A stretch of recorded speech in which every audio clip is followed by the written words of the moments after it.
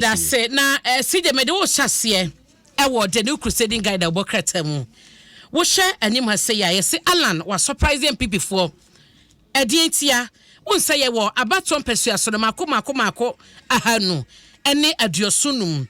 A 275 constituencies now, or just say, I will walk party no a now omodi akwoto aba akoyo mo presidential candidate no Adom sa constituencies nyina ebe keka bom no ma prepare no ono wafa ho kanyina ya obetua e de ma party no enye no nko a o kire se wono so mo koye meeting on national executives no ekosi officially no enyo mo koye meeting owie no wa ma wo mo 100,000 Ghana cedis ese party mpanyifo no fa entoto enoma e wo ho no mo ene ho hyehye nyina nti eno ene de koso a nei no 275 constituencies no mo album wodi bedi dwuma na ne oba print ni nyina e de ma party no no ene faka no also why not so faka no yera Alan Kwadwo Chemanten ene so wa fasa ka nyina ye friend cash keke o nti no o ka cash na sikasu nti eno ne de wo ho no no oni party page focus here on this issue honorable Collins Owusu Amankwa a former member of parliament for Menchia a former member for ECOWAS parliament and so ma yene no entwetwe komo chief otirinka ya na asije bibi abokode akofado o ti aso de be kasa ha yakwan Chief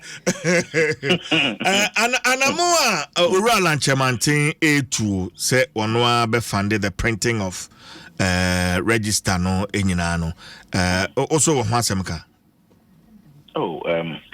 me dasi ma menchia Adom FM TF na ene sese so de ahwefo kan sanse it will go on Facebook any other social media platforms. Kwesi mami. Abeti. Is ya sempa do baby a woni ya sempa. Hey. DJ. No krem pen force ba kwi din fata na kono. Na ora John Alan Kojo Chairman say or chair or the Ama New Patriotic Party no any news to some of us no any news adentia idea is inconsistent. Oh so no ankasa no or a founding member of our party sabi na bra bo nyina say ba apart from the private life about the public life per a single organization papa na dedicated ne bre na daje ne sika MPP na obekaya ansa kra na ene modi news we yi bay emra ye kwa akoto polling station abano forms no obekaya se ora adwonbodu na ye general secretary ora lanche Martin any nipa former general secretary the receipt buy and in fact it was published so what chia forms no ama nipa pe say obi ankofa bi and o yes ideal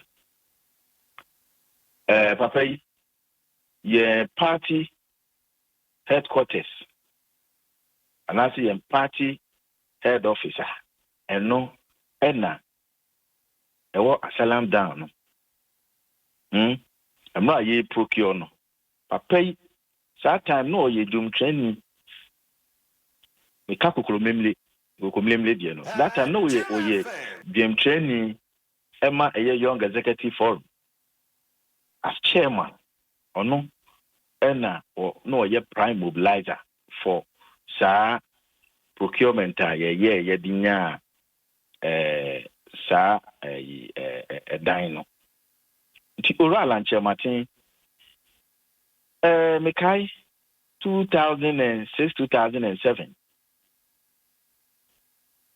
constituencies are across the country or the welfare na ye party welfare to help procure a year coast buses EB. Yeah, they don't find coastal buses. All constituencies. TNU, and you know, say, or say, and I see about digitize a year constituency albums, no. Now, I found car was our pledge other support to the party. But Chief, okay, my question would be, sir, one say there's a contest ahead. And the presidential primaries Basso, and to say a create level playing field. Na openidi came to Sana Monum and they crowd come out. Then how do we deal with that level playing field? No, what I'm saying is, say, to obey and what demonstrators are there now. And the over to Macasabia, yeah, to a banner or yeah, but what ye? I did that. It will not be any own to me, you know. Obi wa wo nye bi da. Obi wa ye beto abai. Ene o person o kire ne do di e kire party no. Ana se bi e bibi kakra ba ne nsem no de kire ne do di a kire party no. But historically say ye tracking the pan contribution. Ube hu say e bi mo de te. Anunti na me single out say enye me nwanwa. So before yeah can say hey yeah be a presidential primaries bentina or per se be a party for no genitum ni hu say be a or no so odwene wo mo ho a eno obekwa kohwe nipa no na track record ene yisi mu a yehye party no na ni gina brepa enesen ansa no watimi agina so aka say we dey yebeto abenti no wo ye anaza ya de o ye dada. But with Oracha Martino, I be or dada. I said, no crown will lead my party for. People are closer to him. And it will be a sebi. When you are konya, and then Aquacoye Juma. Ever catch hell. And today we no lose. So, okay, but let's find out. Since when as digitizing a party constituency album see a ban adjunim opening because MPP power how many years ni as a feina or person utusa na mono bin so befo se bia digitalization program is an evolving program inti we are saying no entina fa ko ye nimu na ye ko ti ye ko ye nimu no na yesi wi asene dane ho na so wadane ho bia no ade a enye nwanwa na enye foforo pacho wuti metio pa na enye foforo metio eden yesi ye de call Ghana yabatu mu kra bakosemo a obehu se ever since we ushered ourselves into fourth republic no a multi-party democracy here juma no one me ya adwene se ye printed ballot boss share ballot papers once a month. We have come far. I mean, if we baby started from OPIC, is two more soon nesi ho near two more back. Bibi democrat who be the buokra ko tuma unu. Nina ya fam. And ya ba bedru baby biometric near the ade a year juma. And the crowd they said the near Messi corner time will come out over Ghana kada. O de bekwa kotoaba eti yenim ne de ye ko enye obi na e kire say Ghana ye ko yenim we ase ne ko nanim na we live in global village na yeso ye ka ho no yeso so yenim na bi na ye ko enti eno de mem say den na digital hwan ne ba na dwene bi de be ne de embem no the IT department for no the timing no my dwene say ade na ya bona ya manualize no we need to digitize it. Send your bear, the begu, you can't say a common platform. You're now my bear for so. Obia, Omia, so a bit me a screw nipping. Into what Adom him, one I was able to course out a program. So, who I won't carbon, Obia to me for being concussion. Baby, I say IT department will be Coco Shimua or Nipa Chrono or yes, I know, and I say Nipana Wababishim, Untimin to Abanibi. A Bekakofan and Samoa and Yadaba, Tiano Yanko. As a senior, I say also support to Roland Chairman in the run up to presidential primary. Hey, CJ. Chief. CJ, don't say. Also support no. It's a simple question. Oh, I support MPP. I support my government. You support Alan Chairman? No, me ba. State at the end. Chief. Say in declare, see in declare. Me no na twetwe nkomo. Me bow, baby, see in declare say, and a timetable my say, you call presidential primaries. But MPP Nibia of your caliber, meba. MPP Nibia of Collins Usama. Person mama sema no pay. Okay, asem na person mama no pay. Unim say ora Alanche Martin wo ye enipa baako e wo man we mu a. Sebi. Onye sen kura obepenasem. Openasem. Na onipa wono ye dwadie enakura wiase nyina in the midst of a global economic stress. Fair trade surplus onam trade good trade policies so in Ghana. Yeah, enjoy. Enti ba enti ba we no. So oba catch me say me supporting and answer me penance mo. Like I say, wasam can never be tautology. Okay, if you have the opportunity to vote, to choose a presidential candidate for the MPP, ube choose Roland Chairman. Straight away, I'll vote for him. You vote for him as the next leader of our party. Me that's it. Young fancy chief. Me that's papa. Honorable Collins Usu Amankwa, hena no atwetwe enkomo Adom 6.3 FM. Why yeah? Ni nyina ye. Chief Amankwa. What declare? Was ye to aba. Obeto as the leader. Asem ni ebisa ona wan ya no akwan e be fa so a mo yi ano no. E be mo yi ano. Enti ano de. Ni nyina ye. Enti ye we show about the best enche bia we o ma sha se kan bo ho asem die.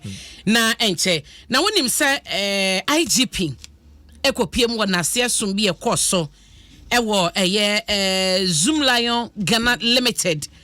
And a Jospon group of companies na say IGP abo Dr. Joseph Siewe Japan wa bona baso papa na sebu nyina na se wo hwe Ghana ha sei na ye ka a Christopher a oha mu nchiche bu besa duoso Ghana ye dodo no oha mu nchiche bu ba duoso na ye Christopher na so se kame se ye hanom ni Christosum na koye mpaibon ko a ye mfa nyuma ntachiri na se wonyo obi etese yera ye Jospon ya wono so ye Kristo na so no oye adwuma oye productive ne nsa no adwuma ne adwumaden na oye no edin fasode abro man no ama mabu bebre na so adwuma ya wase wobo na baso na senka Kristofo nyina ehye asua papa ya akabeboa wase Kristosum enye so kwakenkan Bible na tena se ebra wo de adwuma no so ofra adwuma ne kwakota se kwobom paye ne je adwuma ne to se nye sanete wase amama hodo bia ne Ghana hyase no omodi kan kro adwane kro wo punto baja Ghana gosu ejina babie jina omane gusu te babiete wase ebra so wase a Christopher di se wo madwem se empire ne de obebo eye obi nka se bo esom ne de obesom eye obi nka se nsom na so ensom emmom empire no sakeke fa adwuma etachire wase no ene Christosum papa eti wanyina beto dwa ebra ene epanyi ene ne dom ekabo mu asaleboche na wo mo headquarters wo mo ye na se som ede do body na se pempe so de adwumako ne wo mo nyina babadru ede da se ho ena IGP kopie ya wabo chief executive officer yi abaso enti ose Ghana for hwe no ensua no na oman no entumpon na ye de ne dadan pai body Ghana be ko strata ba bieti ya wose Ghana se denka Christopher dos no enye Ghana wose ehunu no ena yehunu no se wode enchechire no ya cho konkro de ma a Christopher na eka sama ka se Ghana tumpo che nei enti ne chese adwuma e wo ho pa eno so e ho asema da ha medro abadeli gadan hye katafeto so miensa CJ kasa de fa ye nanomemenda ene UCC abato ekoso endi samanyo kode de se memenda e bayi ena kase pa na omokoto aba e dia koyi chairman organizer ene omo keka ho no eno no ebeba so ene general secretary mu na wo hwe de ekoso ha ya Pablo asa for the seat ho se me ba ye drosso yetete ye se mpanyefo yi bi krompo tete binu machi broja mo ni ade mago mu ni ade nyina na krofota wo machi ko wi eche party ma no metie Dr. Bisi Hana Bisi wa ene wono ana eguso di ne juma as the women organizer no o se abaturo mato e wo UCC honom no a che se party no e pay loyalty e pay hard work. It is say what name wa ye dwumaden in opposition na oguso ye dwumaden de ma party no party mana bana moto e retain Pablo any Dr. Hanabisu ni nyina no e che se obi o dwuma party ni mu a okune ho ye dwuma na odi no kran so de ma party no e no mabo abaso no nti se sa trend na na be kwa won kran ha Accra Sports Stadium de se bi muti ate pa bi muti ate pa menia Kwabena Bobi Ansa made a post okay and me hu Sami Jemfin so and so post be I verified from his page okay but my main kan Kwabena Bobi Ansa because I need there was congrats to Hannah and Pablo. Yeah, no excuses at this moment since both sides did everything possible to win, whether fair or foul means. The delegates have spoken and we must respect their decision. However, the end justifies the means. I'm a Democrat. Kwabena Bobi Ansa. Okay, This one says, I'm highly disappointed. Why maintain a youth organizer who sold our party to the MPP? I'm afraid for our party in 2024. It's supposed to come from Sami Jemfi Facebook page, but Abna, I don't know if he pulled it down. Okay, I don't know. So it's pulling it down. The screenshot. Yeah, I don't know. Yes. I don't know if Sami pulled that post down because Menoka say krane ho ena wono mamenhwe mame debi eniha okay na initially hu ye no ko hu ye de me hu ya no na I was about 15-20 minutes. Oh, okay. Yeah, the Sunday me na no. And me call ho hwehwe no. Okay. You see, sometimes we me post to be no be afro so Charlie.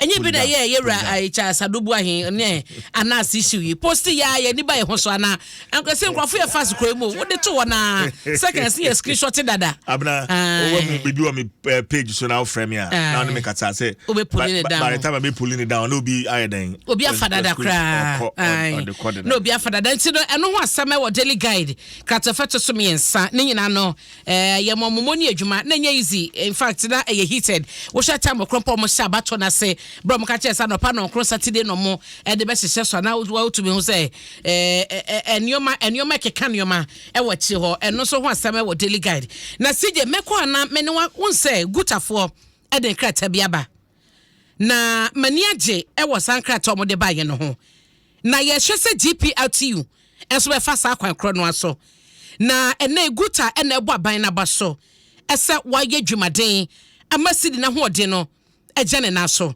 enti na Ghana Union of Traders Association eno ye dwadefo nkabo muku ene ebo aban na so da aban na se ewo ba bia one Bank of Ghana kekan bom na sidi na hoode na tumi agina kakra na eno no ene wo koso a ehya ban kotupa se won yire ne ho na wo fa dwumaden komu mo na ka beye mpa enkentimra fom bi nka ho na ema edwade nso no ewo nsaban kosom na emu no sesidi no enya hoden na eguso appreciate no guta so e de adesre eto wo members adwadefo wo Ghana nyina anim se no kranie wo mo hwese enioma bra sidi na ekosoro no ana sidi na hoden ni dollar no eteba fam dollar ni nya hoden no enioma na wo toto so no wo mo hwe no mo san entity so no kranie enra mekọ ensa wan ba bia mekọ bisa sa tiro ni ade na e bi keka 47 ni ade ne no ababedu be se 40 Ghana so ahu entidioma ni bi wo ho ma wo kọ adwadefo no honom na eba fam enye sese de na ye tone kane no but compared to ebre course so de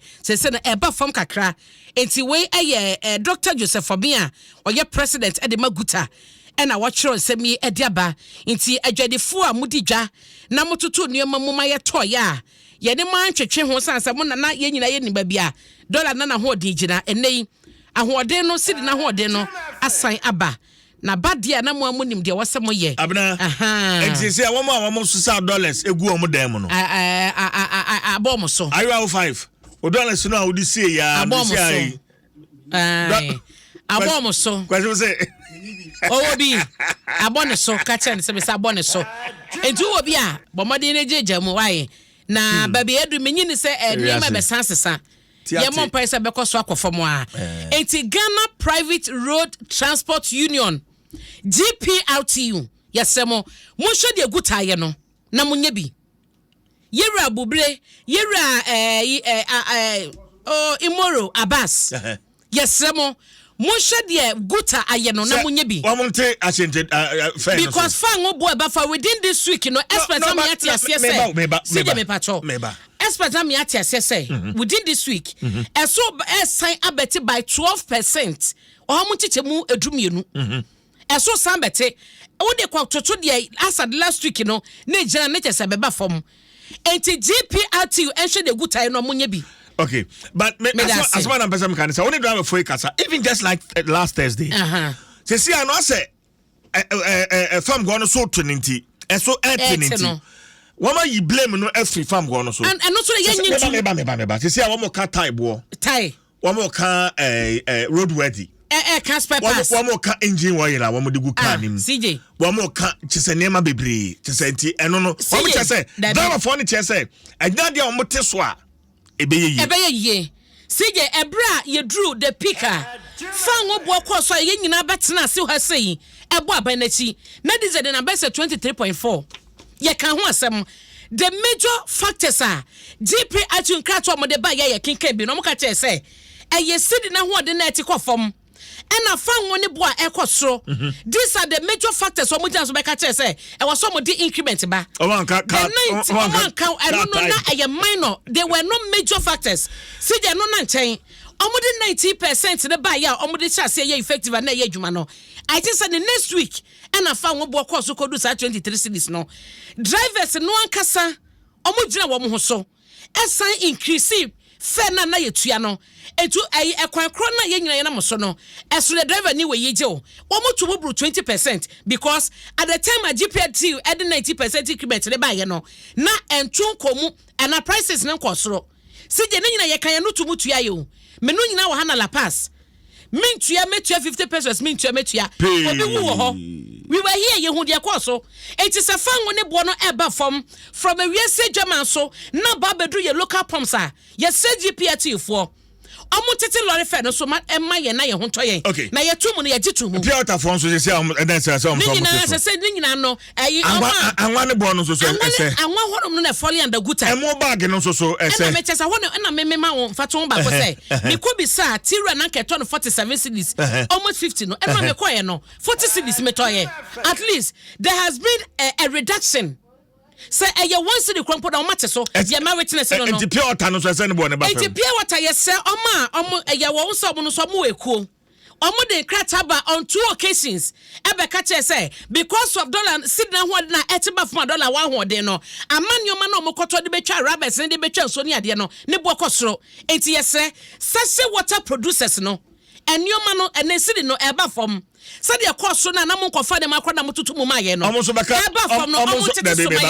beka electricity say electricity bo no e cost yes said the tell man mu a na ye anipa bonefo na ye nyatwom because e course mo beka che se sidi enti yatum it is a city neighbor for my own to be my father factors and some mechanic say the factors city kwa from no say ye better so I was so much so de mayen ye nyina ye nipa mutuma ye tua say the munya ho de to niam mu no ye te so a ye munya sa ho de no na IGP kan ye no o so ba Ghana o ha mu chiche maduoso ye Christopher obekwadina so de mo our 71.3. Yes, o se Muslim so bi wom. Eti adenti na ye bu obi na ye nya sika se botom dia as Christians ye de. Te so na onua so ho to no dia won te ase.